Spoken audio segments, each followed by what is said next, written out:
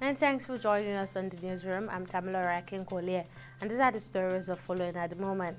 The special advisor to the president on policy and coordination and head Central Delivery and Coordination Unit, Adisa Bala Usman, says the principal will sack ministers who do not deliver on their mandate.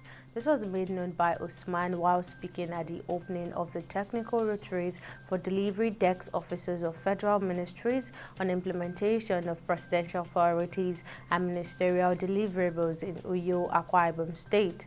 While asking for the total commitment of delivery officers and directors of planning in ministries who were present at the retreat, she admonished them to get serious with their jobs, describing them as the engine rooms. The Federal Capital Territory Police Command says its operative attached to the Anti-Kidnapping Unit and the Robochi Division has rescued 14 kidnapped victims.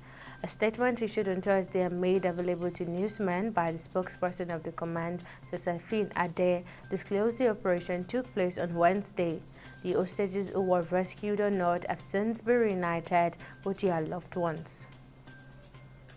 Lagos State government has maintained that there is no going back on the total ban on the usage and distribution of styrofoam and single-use plastics. WAHAB disclosed that enough damage has already been done to the health of the people and the state of the environment. He added that 3 weeks is enough time for the products already in the state to be exhausted, even though the stock clearance are committed.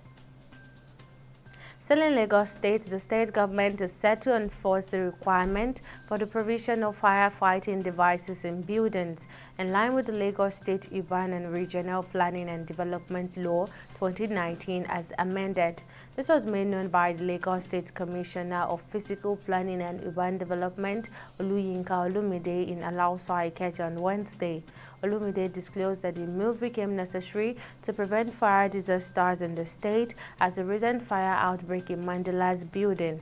He urged property owners and developers to adhere strictly to provisions of physical planning laws to avoid having their properties sealed.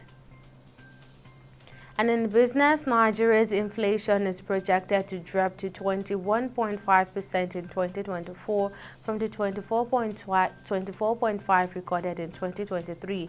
This is according to the 2024 macroeconomic outlook produced by the Nigerian Economic Summit Group.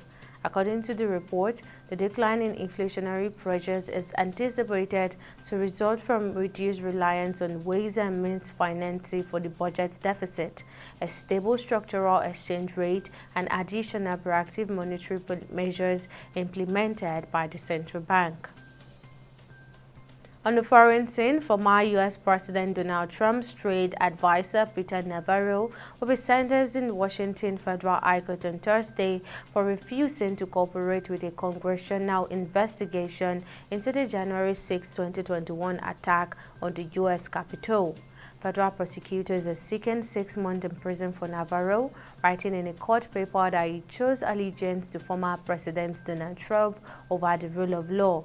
Navarro's lawyers are asking for probation, again that the former White House advisor reasonably believed that he did not have to cooperate with Congress because he thought Trump had invoked the legal doctrine of executive privilege, which shields some presidential records and communications from disclosure.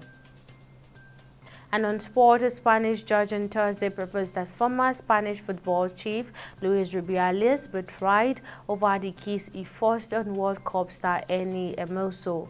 In a ruling following his preliminary investigation, Judge Francisco de Judge concluded that the case was not consensual and was a unilateral and unexpected move by Rubiales, who is facing charges of sexual assault and coercion.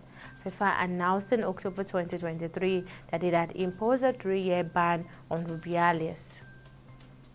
And that's all we have on Newsroom. Thank you for watching. I'm Tamilore Akinkwole. Bye for now.